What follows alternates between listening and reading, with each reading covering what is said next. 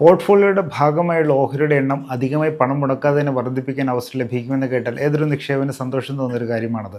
Listed കമ്പനിയുടെ ഭാഗത്ത് നിന്ന് നടപ്പാക്കുന്ന പ്രധാനപ്പെട്ട കോർപ്പറേറ്റ് നടപടികളൊന്നായ ബോണസ് ഇഷ്യൂ അഥവാ ബോണസ് ഷെയർ വിതരണം മുഖേനയാണ് ആ കമ്പനിയുടെ മൊത്തം ഓഹരിയുടെ എണ്ണം സൗജന്യം വർദ്ധിപ്പിക്കാനുള്ള അവസരം നിക്ഷേപകർക്ക് മുന്നിൽ തുറക്കപ്പെടുന്നത്.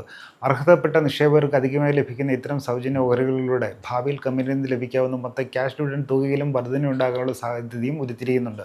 ഇതിന് പുറമെ വിപണിയിൽ നിന്നുള്ള ഡിമാൻഡ് കാരണം ഓഹരിയുടെ വില കാലക്രമേണ ഉയരുകയാണെങ്കിൽ അതുവഴി ലഭിക്കാവുന്ന മൂലധന വർധനയിലൂടെയുള്ള നേട്ടവും നിക്ഷേപകരെ കാത്തിരിപ്പുണ്ട്. സൂചിപ്പിച്ചു വന്നത് BSEയിൽ മാത്രം ലിസ്റ്റ് ചെയ്തിട്ടുള്ള FMCG സെക്ടറിൻ്റെ ഭാഗവുമായ മൈക്രോ ക്യാപ് കമ്പനിയെ എപ്പിസ് ഇന്ത്യയെക്കുറിച്ചാണ്. ഇക്കഴിഞ്ഞ ഒക്ടോബർ 13 ചേർന്ന ഡയറക്ടർ ബോർഡ് യോഗത്തിൽ നിക്ഷേപകർക്കായി പ്രഖ്യാപിച്ചിരുന്ന വമ്പൻ ബോണസ് ഇഷ്യൂവിൻ്റെ ഭാഗമായുള്ള സൗജന്യ ഓഹരി വിതരണത്തിനുള്ള തുടർ നടപടികളുടെ ഭാഗമായി അർഹതയുള്ള ഓഹരി ഉടമകളെ കണ്ടെത്തുന്നതിനുള്ള റെക്കോർഡ് തീയതിയും എക്സ് ബോണസ് തീയതിയും ഇപ്പോൾ അറിയിച്ചിട്ടുണ്ട്. ഈ പശ്ചാത്തലത്തിൽ എപ്പിസ് ഇന്ത്യ ബോണസ് ഇഷ്യൂവിൻ്റെ വിശദാംശങ്ങളും നിക്ഷേപകർ ഇനി ശ്രദ്ധിക്കേണ്ട തീയതികളും മറ്റടിസ്ഥാന വിവരങ്ങളും നോക്കാം.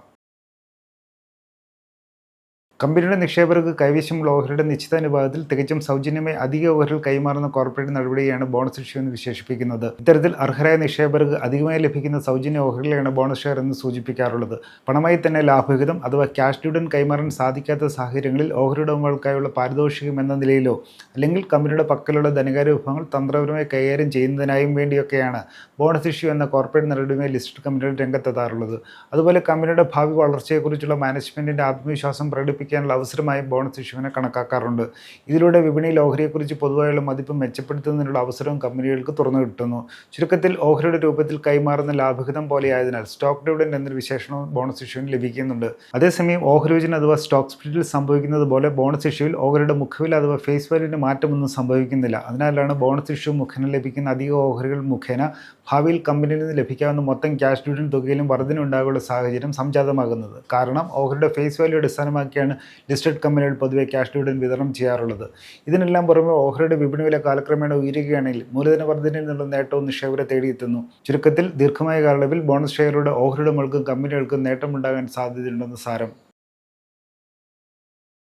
പ്രകൃതിദത്ത തേനീൻ്റെ സംസ്കരണവും തേനധിഷ്ഠിത മൂല്യവർദ്ധിത ഉൽപ്പന്നങ്ങളുടെ നിർമ്മാണത്തിലും ശ്രദ്ധയുന്നിരിക്കുന്ന മൈക്രോ ക്യാപ് FMCG കമ്പനിയാണ് എപ്പിസ് ഇന്ത്യ ലിമിറ്റഡ്. 1983 കമ്പനിയുടെ തുടക്കം. ന്യൂഡൽഹി കേന്ദ്രമാക്കിയാണ് എപ്പിസ് ഇന്ത്യയുടെ പ്രവർത്തനം. തേനിന് പുറമെ ഈന്തപ്പഴം, fruit jam, vermicelli, ginger garlic paste, green tea പോലുള്ള മറ്റ് ഭക്ഷ്യോൽപ്പന്നങ്ങളിലേക്കും കമ്പനിയുടെ പ്രവർത്തനം ഇപ്പോൾ വൈവിധ്യവൽക്കരിച്ചിട്ടുണ്ട്. ആഭ്യന്തര വിപണിക്ക് പുറമെ US, യൂറോപ്പ്, ഗൾഫ്, ആഫ്രിക്ക ഉൾപ്പെടെയുള്ള മേഖലകളിലെ വിദേശ രാജ്യങ്ങളിലേക്കും കമ്പനിയുടെ വിവിധ ഉൽപ്പന്നങ്ങൾ കയറ്റുമതി ചെയ്യുന്നു.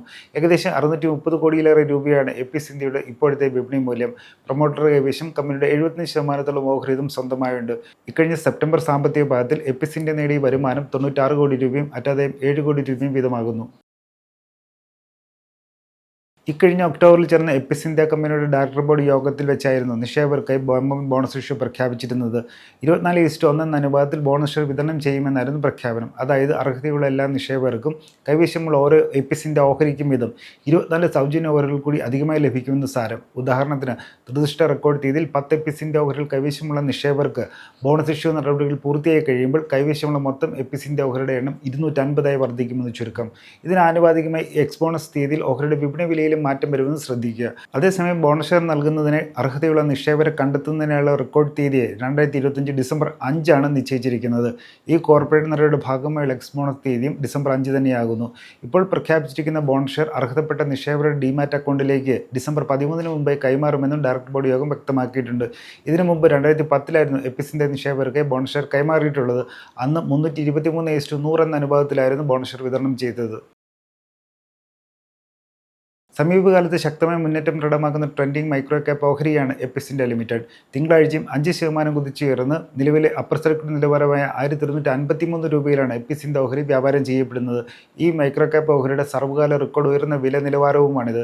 കഴിഞ്ഞ ഒരു മാസത്തിലെ 34%, 3 മാസക്കാലയളവിൽ 152%, 2025 ഇതുവരെയായി 310%, കഴിഞ്ഞ 3 വർഷക്കാലയളവിൽ 4600% വീതവും വിലവർധനയും എപ്പിസ് ഇന്ത്യ ഓഹരിയിൽ കുറിച്ചിട്ടുണ്ട്.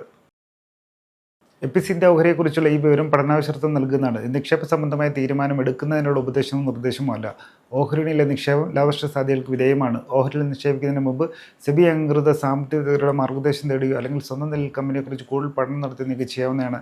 കൂടുതൽ വാർത്തകളും വിശേഷങ്ങളും ET മലയാളം ഫോളോ സബ്സ്ക്രൈബ് ചെയ്യുക. മറ്റൊരു വിഷയമായി വീണ്ടും കാണാം.